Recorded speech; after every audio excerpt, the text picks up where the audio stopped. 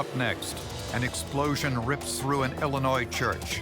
The town was terrified. Evidence was everywhere. We found evidence on top of buildings. The debris field was huge. Two teenagers implicate one another.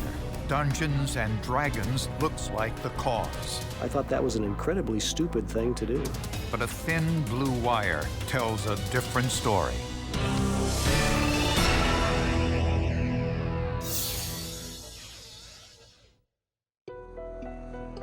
Oakwood, Illinois is a quiet, small town of less than 1,000 residents and little, if any, violent crime.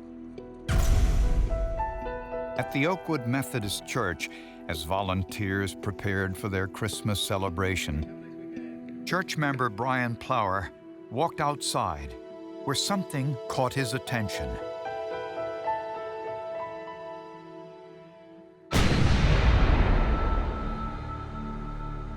Some of us thought that maybe a vehicle had driven into the church. We got there right after the first responders did, and their first reaction was that it was a gas explosion. 46-year-old Brian Plower was killed instantly. He left behind a wife and 3 children. Very charismatic, gregarious. Brian never met anybody he didn't like. Bill Adams' daughter walked out just moments before the explosion. It is by pure chance that it could have been my daughter, you know. I've often thought that Brian took what could have happened to my daughter. Agents from the Bureau of Alcohol, Tobacco, Firearms, and Explosives were called in to investigate. We found metal fragmentation. We found pieces of pipe nipple. We picked up any pieces of wire. We found batteries. We did find some 9-volt batteries. We picked up everything. This clearly eliminated a gas line explosion. These were the ingredients of a pipe bomb, a homemade device in which gunpowder is packed into a steel pipe closed with metal end caps. In this case, fragments of red-painted end caps were found in the rubble, along with 30-gauge blue insulated silver-coated copper wire. This was not very common wire. It could be a particular signature of the bomber. A signature is something unusual or unique left by the bomber, often without knowing it. We actually found a piece of green plastic that had a label on it that said Igloo Legend 12, which is a cooler. This meant the pipe bomb was inside the cooler, activated with a tripwire. Investigators did not believe that the victim was the intended target. It was very apparent to us that this was very random. There was nothing in Mr. Plower's background to indicate him being the target of a crime. After some digging, investigators learned 2 important pieces of information. First, the only store within 25 miles that sold 30-gauge blue insulated silver-coated copper wire was the local Radio Shack electronics store. Since only one merchandiser sold that wire, if they kept records of their transactions, that could prove helpful in getting a lead. And there was only one store that sold the Igloo brand Legend 12 cooler. We found out that that color scheme was only sold at Walmart. So that narrowed our focus then on where that cooler could have been purchased. Then, investigators got an anonymous tip that 2 students at Oakwood High School might have been involved. One of them had a past criminal history, with one of the offenses being arson.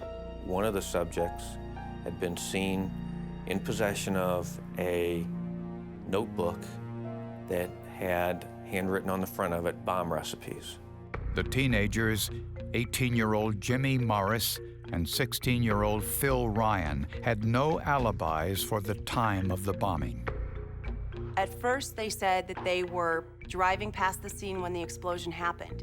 Then they said that they were there within moments and saw Brian Plower in the moments just before the explosion.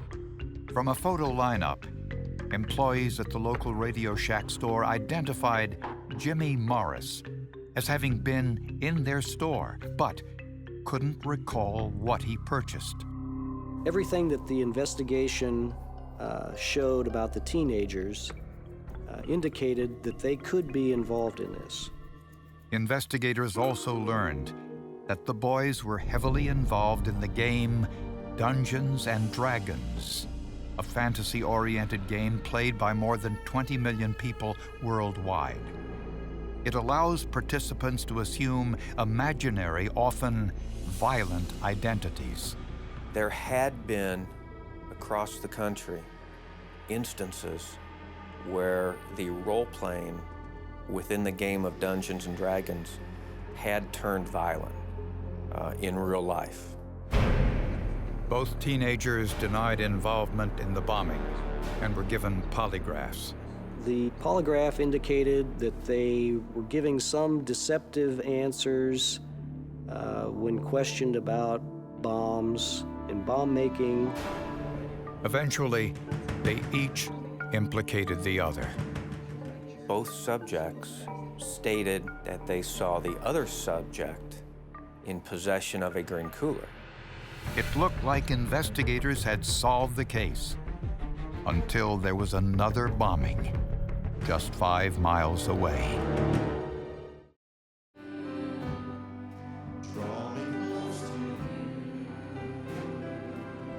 The First Assembly of God Church in Danville, Illinois, was located 5 miles away from the location of the first bombing.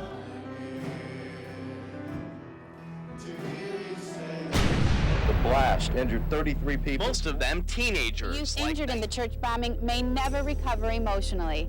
This second bombing was more powerful than the first. When we first arrived on the scene, we were in shock. There was a hole in the west wall that was big enough to drive a truck through. It was unbelievable. The explosion happened next to the pews where a church youth group was sitting. 33 people were injured. They had shrapnel that had been embedded in their face, some in their ears. This was just an explosion of such a powerful magnitude that debris rained down on them. Which is something that you don't see every day. It involved 2 churches. You don't see a lot of crime against churches. The ATF looked everywhere for pieces of the explosive device. We found evidence on top of buildings, everywhere. There was just, the debris field was huge.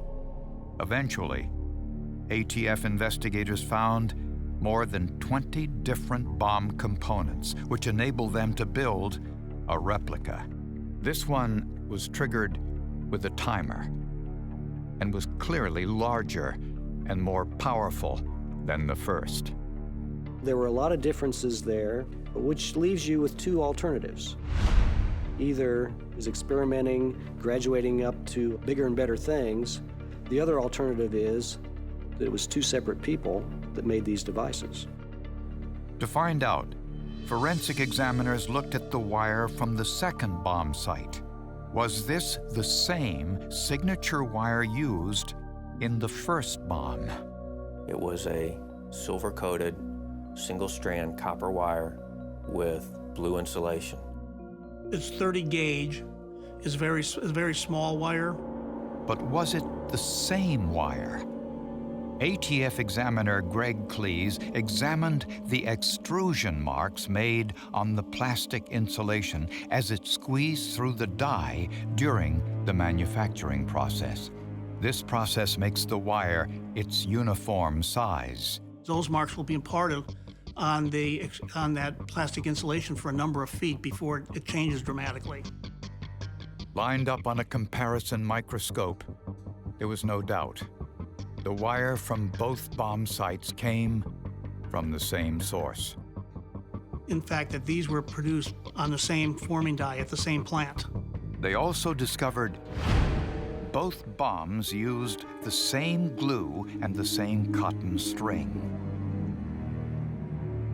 Since both bombs appeared to be made by the same individual, this eliminated Jimmy Morris and Phil Ryan. They both had solid alibis for the second bombing. But why did these boys implicate themselves in the first place? They offered an explanation that they were doing this because they were playing this Dungeons and Dragons game. They really spent a lot of time wasting the time of investigators. I thought that was an incredibly stupid thing to do. Then a witness came forward saying she'd seen a white male walking a German Shepherd dog near the church parking lot a few hours before the first bombing. She remembered the dog had a brown leather collar with a brass name tag on it, but she couldn't provide a description of the man. Was this the break investigators needed? After 2 high school students were eliminated as suspects, the ATF continued to search for leads. They suspected that the blue copper wire was purchased at the local Radio Shack store. Unfortunately, most customers who bought this wire paid cash, so this was a dead end. The pipe had been inside a plastic cooler sold only in Walmart stores. Of the hundreds sold, only 3 were purchased with a credit card or check. Those individuals were interviewed and cleared. It was a dead end. We were unable to associate that cooler with anyone that could be considered a person of interest. All of the other bomb components were common and could have been purchased anywhere. But investigators needed to find the bomber before he could strike again, since his devices were getting more sophisticated. We did feel that this was an escalation. It was a bigger device. It happened when more people were present. Then a tipster came forward, a member of the church where this second bombing took place. The member of the church come up, said, I don't know if this means much, but there was this gentleman by the name of Mr. White that I know, and that he had actually attended this church approximately 5 to 6 years prior, and had sought actually getting into the church as a member, and had been turned down. 40-year-old Richard White lived just 12 miles away from the church with his mother and his teenage daughter. We also start interviewing everyone that knows Mr. White. Friends, family, everyone. We were told by a lot of the neighbors that Richard Dean White was somebody that you didn't want to mess with. A background check revealed a troubled past. White was a high school dropout and spent time in the U.S. Army, but was discharged after only 6 weeks. Later, he spent time in 4 different psychiatric hospitals where he was diagnosed as a paranoid schizophrenic. I believe that he was completely confused. At one time, he felt that there was demons underneath the floor in the bathroom, and he cut the bathroom floor out to get the demons out of there. Eventually, White got married and landed a job with General Motors. His marriage ended after just 6 months, and he was laid off from his job in 1987. He had such a hard time becoming involved back in the community. He lost his job. He wasn't able to retain friends or any relationships, and really was forced to move back home with his mother. White's psychiatric problems may have been the reason why the Danville Church rejected his application for membership. There has to be an agreement between the board, and because of some of the things that happened that was contributed to him, we didn't think that that would be quite what we wanted at that particular time. Investigators also learned that Rick's ex-wife was a member of the Oakwood United Methodist Church where the first bombing took place. I felt like that was what he was trying to strike out against her and get even with her at the time that happened. That was purely speculation on my part. I have no idea. Then, 4 days after the second church bombing, before investigators could interview Rick White, there was another bombing, this time in a residential neighborhood several miles away. Bomb number 3. What are we going to do now? After 2 bombings and 5 months of investigation, the ATF finally had a potential suspect in Rick White. A background check revealed White had a history of psychiatric problems. I don't know that he had problems making friends. I just don't think Rick wanted friends. His dog was his friend. And so that satisfied Rick. So investigators decided to pay White a visit.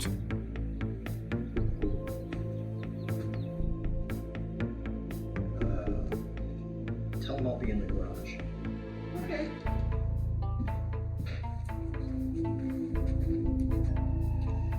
They asked Rick White's mother if they could speak to him. Richard home, we need to speak with him. What's this all about? Conducting an investigation.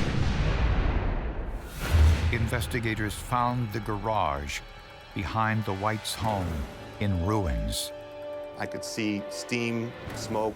When the explosion went off, it actually pushed the walls out, like I could actually see into the building itself. And there was one victim inside the building, along with a dog, a large dog. The victim had been decapitated. A driver's license found on the workbench identified him as Richard White. We did not know if we had a victim or a suspect. But that question was answered as investigators sifted through the rubble. There were parts of bombs in there in the process of being made, and tools, wiring, all kinds of things that you could use to make pipe bombs. Circumstantial evidence would indicate that he intended to kill himself to avoid having to talk to the police. Next to White's body was his German Shepherd dog. It matched the description of the dog given by the witness near the first bomb site. He was obviously clutching the bomb close to his body, and he had his one friend in the world there with him, his other arm around his dog. Also in the garage, investigators found blue silver-coated wire, the kind used in the 2 church bombings. They also found a pair of wire cutters. Scientists compared the tool marks from White's wire cutters to the tool marks on the copper wire found at the Danville bomb site. From that comparison, I was able to conclude that this diagonal cutter that they've recovered in Richard White's garage was, in fact, the diagonal cutter that cut that wire end that was found on the Danville device. This was forensic proof that White was the bomber. We found an area of the garage that had red spray paint on it, and contained on that red spray paint were perfectly round circles. The reason that was important was the device that killed Mr. Plower, which was a pipe bomb with end caps on it. Those end caps were painted red with a gold coating. But questions remained. Why did Rick White target churches? Investigators believe White was angry at the First Assembly of God Church for turning down his membership application. But he couldn't bomb that church, at least not right away. It would have been too obvious. So he chose the Oakwood United Methodist Church as his first target, possibly because his ex-wife was a member. He was experimenting.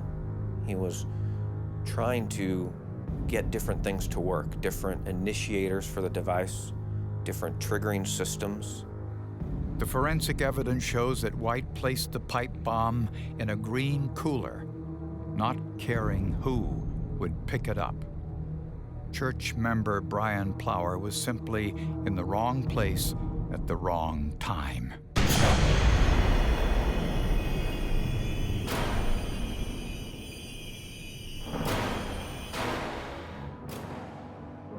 In the First Assembly of God Church bombing, White used a stronger bomb, since this was his primary target. He placed the bomb on top of an outdoor air conditioner. This one had a timer designed to explode during the Sunday service. 33 people were injured. We were in absolute shock, just like the people in the community, that no one had been killed. In October of 1998, a grand jury concluded Richard White built both bombs and murdered Brian Plower. The forensic evidence left no doubt. These investigations did not result in the prosecution. It was closure for the victim's family. Richard White did this, we know that he did it. It doesn't really, answer those questions why. It doesn't make the hurt less. There's still pain, there's still, anger, there's still hurt and loss and grief that continues and continues and continues. With the bombing, the misconception is the blast destroys the evidence. The blast disperses the evidence, where it makes it harder for us to find it, but we'll find it.